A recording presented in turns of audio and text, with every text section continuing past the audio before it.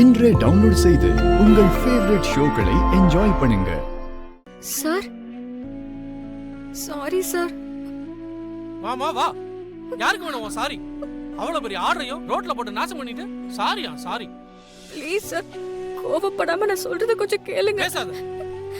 கஷ்டப்படுறியேன்னு இறக்க காட்டுனேன், அதுதான் நான் பண்ண தப்பு. என் புத்திய சார் பெரிய வார்த்தையெல்லாம் பேசாதீங்க சார்.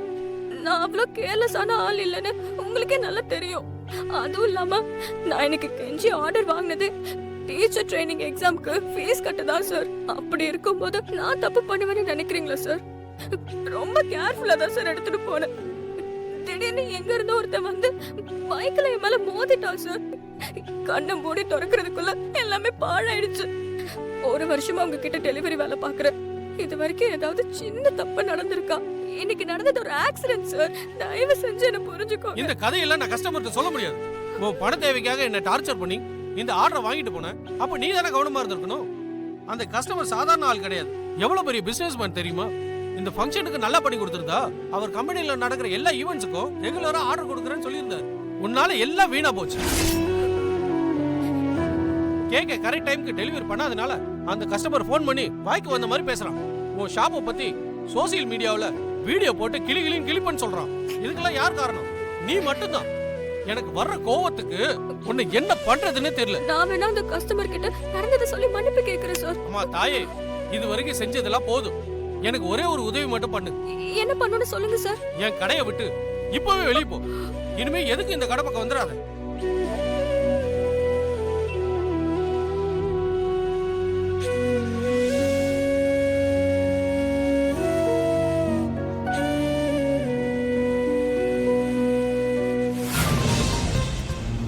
எனக்கு ரைடு கொஞ்சம் கம்மியா தானே இருந்துச்சு. இந்து வந்துட்டாடி.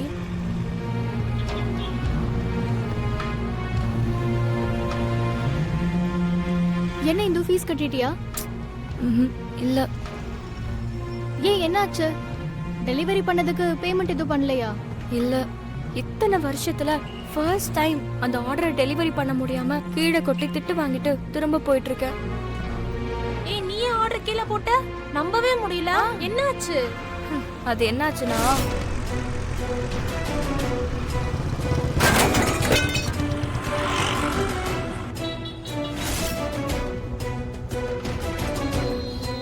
எனக்கு வேலை கொடுத்த ஒருத்தரோட நம்பிக்கைய என்னால காப்பாற்ற முடியாம போயிடுச்சு. சரி இந்து, ஆனா இப்ப எப்படி எக்ஸாம்க்கு ஃபீஸ் கட்டுவ? ஒண்ணுமே புரியல. எப்படியும் நாளைக்குள்ள கட்டி ஆகணும். இல்லனா ஒரு வருஷமா நான் கஷ்டப்பட்டு படிச்ச படிப்பெல்லாம் வீணா போயிடும். அதெல்லாம் ஒண்ணு வீணா போகாது. நாங்க எல்லாரும் சேர்ந்து ஆளு கொஞ்சம் பணம் தரோம். அதை வச்சு நீ எக்ஸாம் ஃபீஸை பே பண்ணிரு. அதுக்கப்புறம் உனக்கு குடைச்சல் கொடுத்த அந்த பார்ட்டி யாருன்னு கண்டுபிடிச்சு அவங்க கிட்ட இருந்து அமௌண்ட்டை வாங்கிக்கலாம். என்ன சொல்ற? இல்ல, அதெல்லாம் வேண்டாம்.